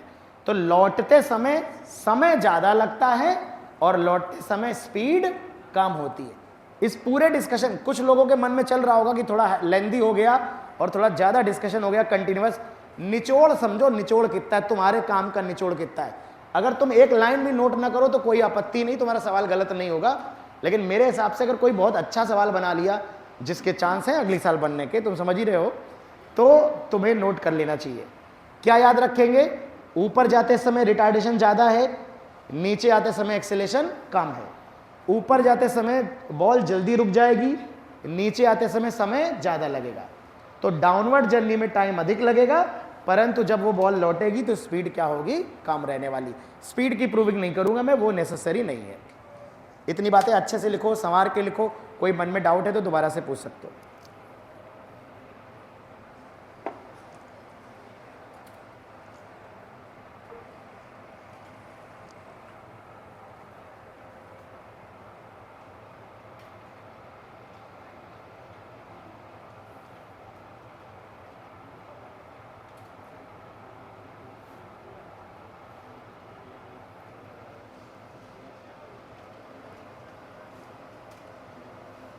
और इसको नोट करने के बाद 28 और 29 नंबर क्वेश्चन का आंसर दे देना।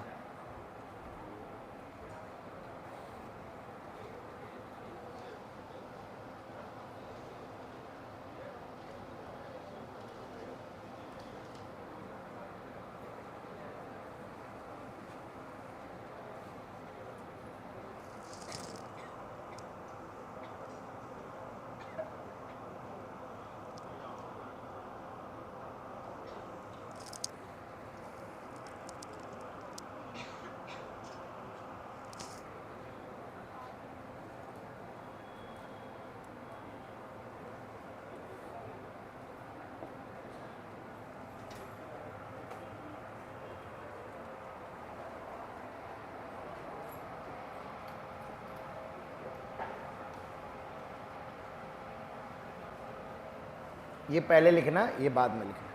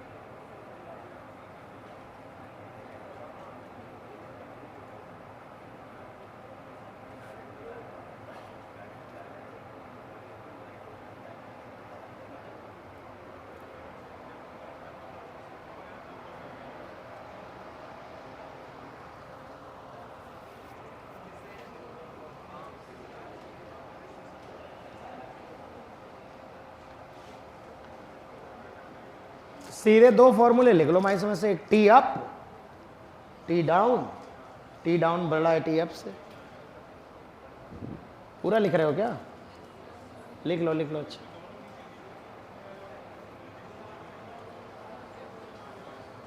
आए अभी बोल रहे हैं। ये टाइम याद रखने, मतलब ये आखिरी फॉर्मूला याद रखना है, आखिरी ये याद रखना है। डिवाइड कर लेना दोनों को, इसलिए मैंने डिवाइड भी नहीं किया, याद कर लो उसको। मैं अभी बताऊंगा, 3 चीज़ें याद रखना, सिर्फ 3 चीज़ें। एक, नीचे आने का समय बड़ा है, ऊपर जाने का समय छोटा है, जिस स्पीड से फेंकोगे उससे कम स्पीड से लौटेगी, और रेशियो याद रखना, T up upon T down is equal to √g - a upon g +a। 3 चीज़ें याद रखनी, केवल 3 चीज़ें, बाकी कुछ भी नहीं याद रखना। इसलिए बिल्कुल भी इसका बर्डन मत लीजिए अपने ऊपर, एक्सप्लेन करने के लिए सारी चीज़ें बतानी पड़ती हैं।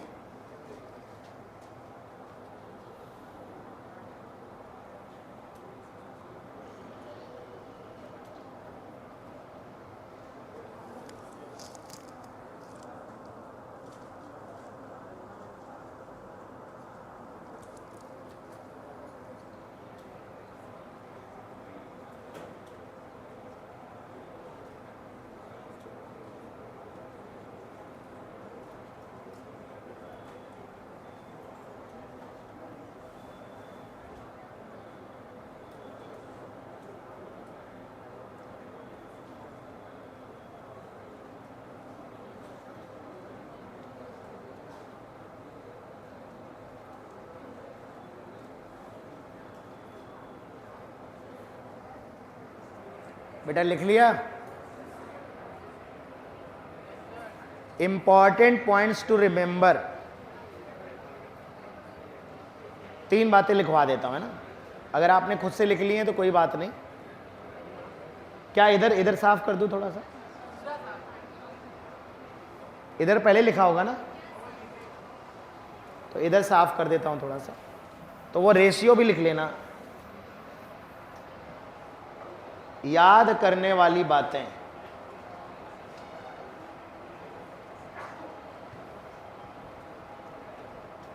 इंपॉर्टेंट पॉइंट्स टू रिमेंबर, 3 बातें याद रखो। पहली बात, एक्सेलरेशन की वैल्यू, ये नहीं भी याद रखोगे तो ये तो कोई नहीं पूछेगा, तो मैं अपनी तरफ से, मेरे मन में सवाल एक्चुअली बनते ही रहते हैं हमेशा। फिजिक्स मास्टर बेचारा क्या करे, ऊपर जाते समय जो समय लग रहा है उससे ज्यादा समय नीचे आते समय लगेगा। टी अप से बड़ा होगा टी डाउन, पहली बात जो ये याद रखनी है हमेशा। एयर रेजिस्टेंस अगर है तो यही होगा, एयर रेजिस्टेंस नहीं है तो दोनों बराबर होते। दूसरा, फाइनल स्पीड इनिशियल स्पीड से कैसी होगी? कम।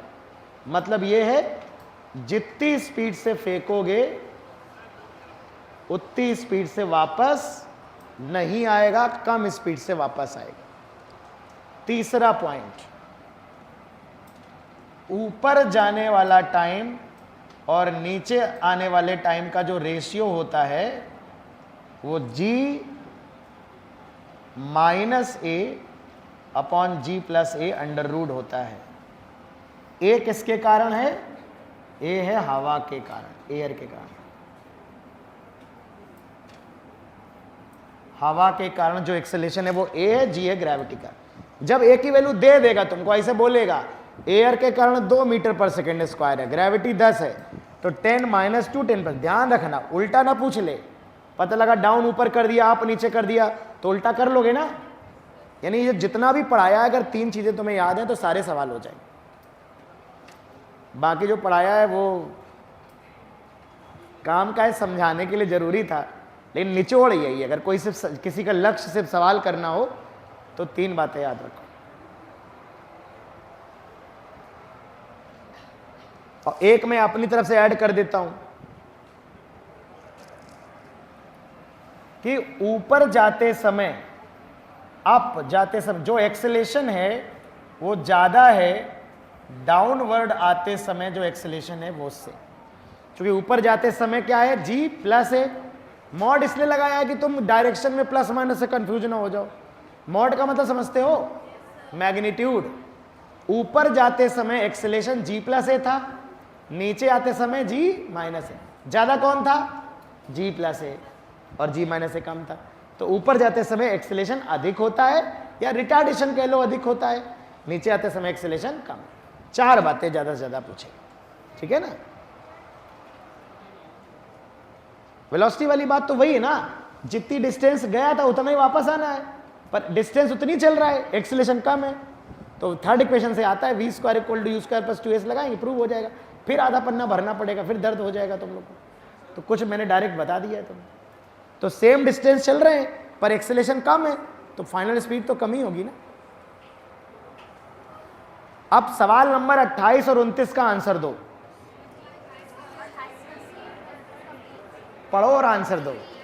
इन दोनों सवालों ने इतना दर्द दिया है तुम लोगों को, ये दोनों सवाल यहां न लिखे होते तो मुझे पढ़ाने की जरूरत नहीं थी। आंसर दो भैया 28 और 29 का। 28 का आंसर है सी, जिससे फेंका था वो ज्यादा होगा, जिससे लौटेगा वो कम होगा। और 29 का टाइम ऑफ एसेंट कम होगा, टाइम ऑफ डिसेंट ज्यादा। समझ गए क्या? निचोड़ ये है, कॉन्सेप्ट पढ़ने और समझने के बाद आंसर तत्काल प्रभाव से हो जाता है। ठीक,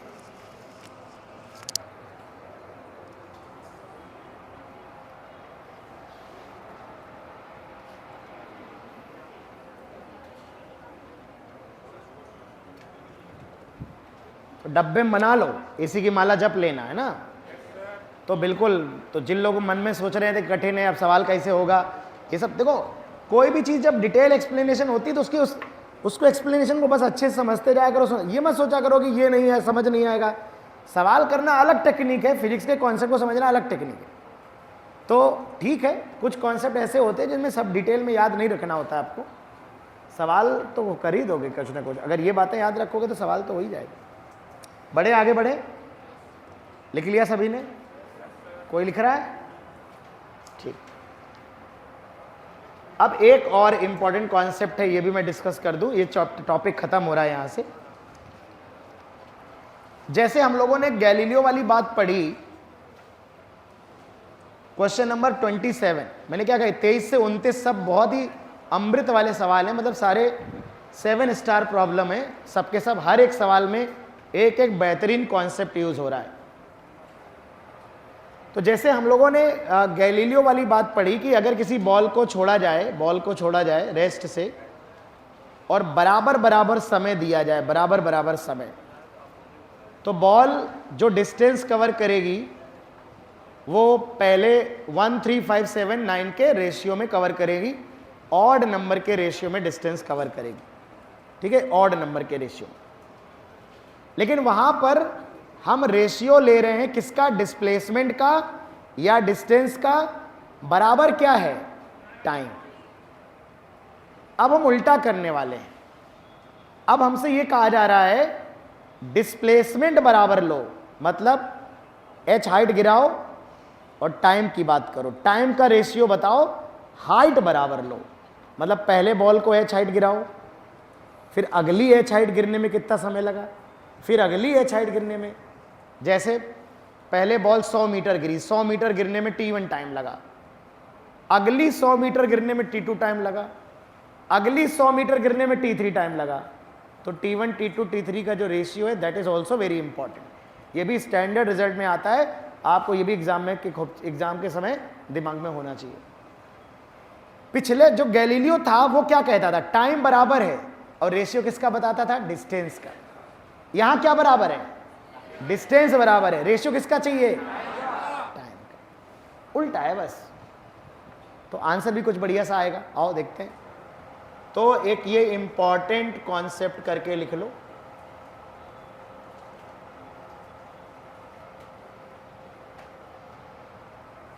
अगर मैं एक बॉल को u बराबर 0 से गिराऊं, u बराबर 0 से इस बॉल को गिरा देता हूं मैं, और h हाइट गिरने में इसे t1 टाइम लगता है, पहले h हाइट गिरने में t1 टाइम लगता है। तो मैं यहां h हाइट निकालना चाहूंगा, बेटा मैं लगा रहा हूं h बराबर ut plus half A T square. बेटा u की वैल्यू मैंने 0 रख दी, तो यहां से देखो बेटा क्या आएगा, 2 इधर आएगा, 2h/g, बेटा ये t1 स्क्वायर बचेगा, यहां से t1 की वैल्यू आएगी अंडर रूट। और मुझे लगता है कि मेरे बच्चों को ये याद होगा, मैंने आपको याद कराया है, रटाया है कि किसी बॉल को अगर u बराबर 0 से ड्रॉप किया जाए तो h हाइट गिरने में कितना समय लगता है? Under root 2h/g। क्या याद है आपको? h हाइट गिरने पर रफ्तार कितनी हो जाती है? अंडर रूट 2gh, लेकिन u बराबर 0 से गिराना चाहिए। तो मैंने एक बार फिर से आपको दिखा दिया, जिन बच्चों को याद नहीं है याद कर लो। बेटा मुझे बताओ, शुरू से यहां तक h हाइट गिरने में जो समय लग रहा था t1, वो बेटा कितना था बताओ? Under root 2h/g। अच्छा, अब मैं जानना चाह रहा हूं अगली h हाइट गिरने में जो ये t2 समय लग रहा है कितना? लेकिन सर यहां पर वेलोसिटी 0 तो है नहीं कि तुम अंडर रूट 2h/g कर दोगे। ये वाला जो हाइट है, ये हाइट h है यहां से यहां तक, लेकिन मुझे समय t2 चाहिए। लेकिन बेटा यहां पर क्या वेलोसिटी 0 होगी? तो तुम ये नहीं लगा सकते फॉर्मूला। लेकिन बेटा मैं डायरेक्ट निकालना चाह रहा हूं कि t2 मेरे को डायरेक्ट आ जाए, तो क्या मैं ऐसा कर सकता हूं, यहां से यहां तक पूरा टाइम निकाल लूं, उसमें से ये टाइम माइनस कर दो। तो मुझे बताओ जब यहां से गिरा है तो u बराबर कितना था 0, और यहां से यहां तक कुल कितना गिरा, कितना गिरा, h की जगह पर क्या 2h रख दूं, तो यहां से यहां तक का जो टोटल टाइम है वो कितना आएगा t1 प्लस t2। अरे आएगा कि नहीं आएगा, ये t1 ये t2, तो यहां से यहां तक का समय t1 किसके बराबर होगा, ये अंडर रूट 2, h की जगह क्या रखूंगा 2h बाई जी। बोलो है कि नहीं। लेकिन मुझे t2 चाहिए, t2, तो मैं t1 घटा दे रहा हूं, तो t2 आएगा 2 अंडर रूट या under root 4h by G minus t1, तो ये आएगा under root 4h by G minus, और t1 कितना था, t1 कितना था, क्या t2 की वैल्यू यही आएगी बेटा, अंडर रूट 4h बाई जी हो जाएगा टोटल टाइम यहां से यहां तक का, और अंडर रूट 2h बाई जी यहां से यहां तक का है, घटा दिया तो t2 आ गया। भैया मुझे t3 भी चाहिए, एक और निकाल लेंगे फिर रेशियो आ जाएगा। भैया t3 भी चाहिए, तो सर अब फिर t3 चाहिए आपको, चलो टोटल निकाल लेते हैं। टोटल यहां से यहां, अब मैं t3 डायरेक्ट लिखूंगा बेटा, समझना, यहां से यहां तक गिरने में बताओ कितना समय लगा, अंडर रूट 2 कितना गिराना है 3h under root 2h by G, formula वही लगा रहे हैं 2h बाई जी, h की वैल्यू कितनी रख रहे हैं 3h, 2 इंटू 3h ऐसे लिख देते हैं। यहां से यहां तक गिरने में इतना समय लगा, यहां से यहां तक गिरने में कितना समय लगा, अंडर रूट यहां से यहां तक कितना गिरा रहे हो 2h, तो अंडर रूट 2 इंटू क्या ये under root 6h by G minus under root 4h by G आ रहा है कि नहीं आ रहा है बेटा, ये तो देखो साफ साफ दिख रहा है ना ये वाला टाइम, यहां से यहां तक का टाइम ये हो गया under root 2 into 2h by G, भाई यहां से यहां तक 2h हाइट गिराना है, और यहां से यहां तक का टाइम हो गया under root 2 3h by G, formula वही लगा रहे हैं अंडर रूट 2h बाई जी, बस h की वैल्यू कभी h कभी 2h कभी 3h। तो बेटा यहां से यहां तक गिरने में जो समय लगेगा, यहां से यहां तक गिरने में वो लगेगा under root 6h minus this by G. मुझे इनका रेशियो लेना, रेशियो अनुपात लेना, अनुपात। अच्छा क्या तुम ये बात समझते हो कि 2:4:16 लिखा हो तो मैं इस पूरे में 2 से भाग दे सकता हूं, तो ये 1:2:8 आ जाएगा, क्या ऐसा जानते हो तुम लोग, वेरी गुड, बहुत बढ़िया, जानते हो तो बहुत अच्छा। तो अब मैं सबको लिख लेता हूं यहां पर, पहला है बेटा अंडर रूट 2h बाई जी अनुपात, दूसरा है under root 4h by G minus, तीसरा है under root 6h by G minus, यही तो है बेटा। मैं क्या कर रहा हूं, इसमें से जो कॉमन चीजें हैं उनसे भाग दे रहा हूं, कट जाए ताकि वो, पहले मैं h से भाग दे रहा हूं, रूट के अंदर h और रूट के अंदर देखो root h by G, root h by G सब कट जाएगा, कट जाएगा कि नहीं, तो रूट h बाई जी से भाग दे दिया तो बताओ कितना बचा, ये रूट 2 बचा कि नहीं बचा, इस 2, ये कितना बचा रूट 4 माइनस कितना बचा रूट 2 इस 2, रूट h बाई जी से भाग दे दो पूरे में, रूट 6 माइनस कितना बचा रूट 4, आगे बाद में लिखेंगे।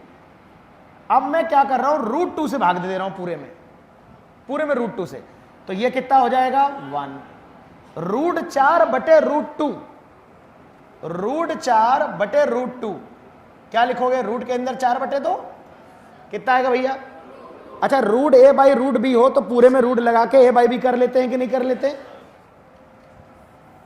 तो बेटा बताओ भैया, ये रूट 4 में रूट 2 से भाग देना तो कितना बचेगा, और रूट 2 से रूट 2 भाग दिया तो कितना बच गया, ये 1, बेटा रूट 2 से भाग दिया तो रूट 2 बाई रूट 2 1 हो गया, रूट 4 बाई रूट 2 तो रूट 2 बचा, और रूट 2 बाई रूट 2 किया तो 1 हो गया। ये बताओ जरा कितना हुआ, रूट 3 बचा, ध्यान से देखना, ये देखा जाए तो लिखा है रूट के अंदर 1, फिर अगले वाले में ध्यान रखना 2 माइनस 1, रूट 2 माइनस रूट 1, अगर सही से देखा जाए तो दिस इज रूट 1, अरे रूट 1 तो 1 ही होता है ना, तो देखा जाए तो रूट 1 होता है पहला, फिर रूट 2 -√1। √2 तो पूरा आ जाएगा ना, पूरा यहां से यहां तक का आ जाएगा, ऐसे सोचो। फिर तीसरा वाला पूरा 3 का ले लो, √3 -√2। अगला वाला क्या आएगा, √4 -√3। अगला दैट्स इट। तो ये जो आंसर आ रहा है ये 1, √1 को कौन रूट लिखता है, 1 ही लिख देते हैं। √2 - 1 is to √3 -√2 is to √4 -√3 and so on।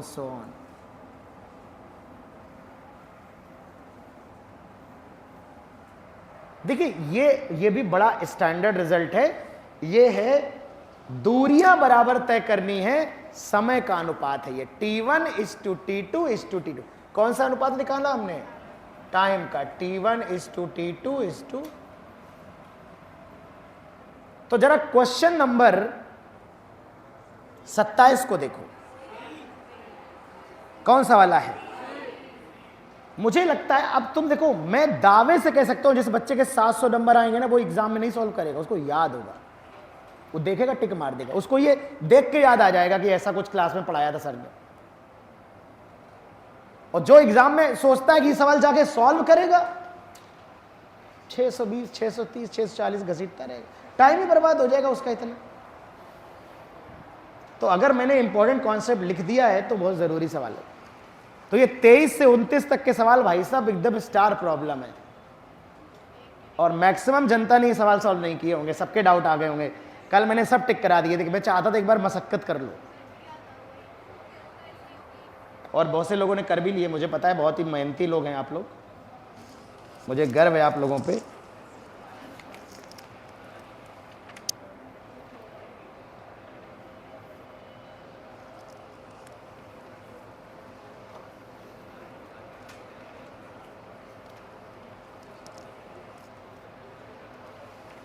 आज जो डिस्कशन किए गए बहुत ही इंपॉर्टेंट डिस्कशन है बच्चों। डायरेक्टली एग्जाम में बहुत सारे सवाल आते हैं।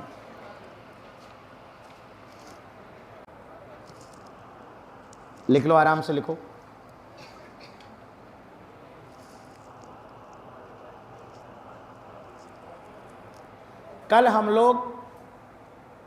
कल से हम लोग नॉन यूनिफॉर्मली एक्सेलरेटेड मोशन, उसमें इंटीग्रेशन प्रयोग होता है। तो पहले कल मैं आप लोगों को बेसिक इंटीग्रेशन सिखाऊंगा सभी को। बेसिक इंटीग्रेशन के बाद फिर मोशन विद वेरिएबल एक्सेलरेशन पढ़ाऊंगा, जो कि लगभग एक ही क्लास चलेगा, उसमें ज़्यादा सवाल नहीं आते हैं चूँकि एग्ज़ाम में, तो थोड़े वेरिएशन कराने होंगे, 8 से 10 सवाल कराऊंगा बस। और इसके बाद ग्राफ में थोड़ा समय लगेगा, तो ग्राफ पढ़ाने से पहले मुझे आपको थोड़े ग्राफ फिर सिखाने होंगे, तो थोड़ी बेसिक मैथ आपको पढ़ाऊंगा ग्राफ वाली, फिर अपन लोग करेंगे। अभी जान ही रहे अपन क्लास क्वेश्चन कर रहे हैं भाई, लिख लो जल्दी से। तो इसलिए अभी 1-2 दिन का गैप मिलेगा। जो भी बच्चे हैं जो रिकवरी कर रहे हैं, कुछ बच्चे ऑफलाइन में भी कर रहे हैं, कुछ बच्चे रिकॉर्डेड लेक्चर से कर रहे हैं, तो वो थोड़ा ताबड़तोड़ रिकवरी करें। प्रतिदिन आप कम से कम 1 लेक्चर देखिए और नोट्स ज़रूर बनाइए उसके।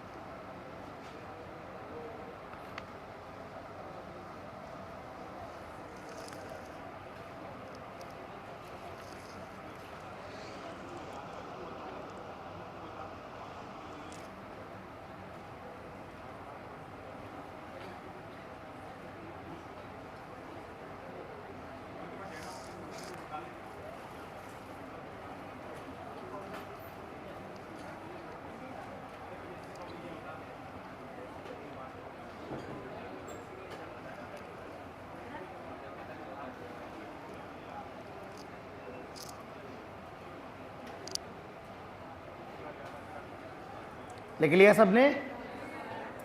जल्दी लिखो बेटा।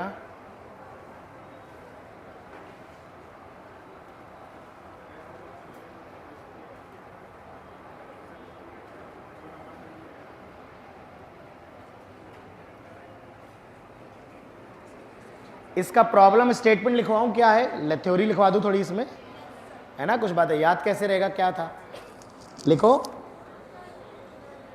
रुक जाए, लिखो लिखो, आप कॉपी करते रहिएगा आराम से, मैं मिटा नहीं रहा हूं अब इसमें कुछ। लिखो व्हेन ए बॉडी, ये यही जो सवाल लिखवाया है इसी का मतलब क्वेश्चन क्या बनेगा। When a body is released from rest, when a body is released from rest in uniform gravity,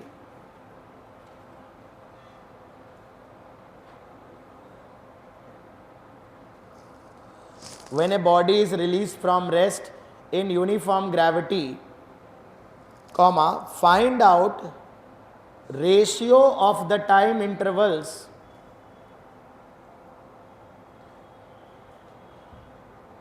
find out ratio of the time intervals taken by ball या by body, find out ratio of the time intervals taken by the body to cover equal consecutive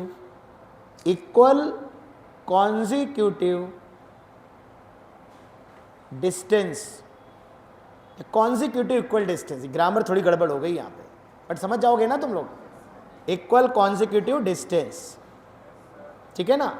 अब मुझे लगता है diagram, तो ये इसका answer क्या होगा, आंसर लिखो, आंसर होगा 1:√2 - 1:√3 - √2, एक बढ़ाते जाओ बस, √4 - √3 √5 - √4 मतलब 2 4 5 लिख लो, है ना। ठीक है, फिर नया टॉपिक नेक्स्ट क्लास से स्टार्ट करेंगे।